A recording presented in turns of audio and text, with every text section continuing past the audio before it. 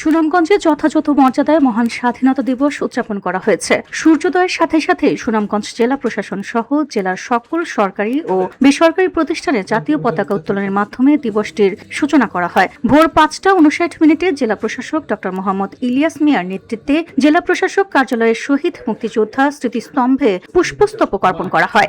বসুন্ধরা, উত্তরা, বনশ্রী, কুড়িল ও বাড্ডা সহ রাজধানীর বিভিন্ন স্থানে অভিজাত ও অত্যাধুনিক মানের ফ্ল্যাট কেনার এক নির্ভরযোগ্য প্রতিষ্ঠান প্লেজেন্ট প্রপার্টিজ লিমিটেড।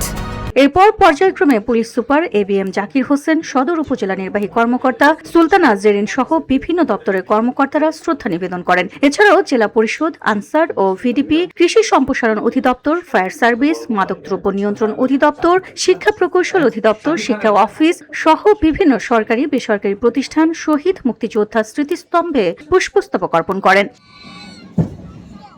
দিবসটি উপলক্ষে সকাল 8টায় জেলা স্টেডিয়ামে জেলা প্রশাসকের মাধ্যমে জাতীয় পতাকা উত্তোলন, জাতীয় সঙ্গীত পরিবেশন, শিক্ষা প্রতিষ্ঠার শিক্ষার্থীদের সমাবেশ, কুচকাওয়াজ ও ডিসপ্লে পরিদর্শন এবং অভিবাদন গ্রহণ অনুষ্ঠিত হয়। এছাড়া বেলা 11টায় বীর মুক্তিযোদ্ধা ও শহীদ বীর মুক্তিযোদ্ধা পরিবারের সদস্যদের সংবর্ধনা এবং আলোচনা সভা অনুষ্ঠিত হওয়ার কথা রয়েছে।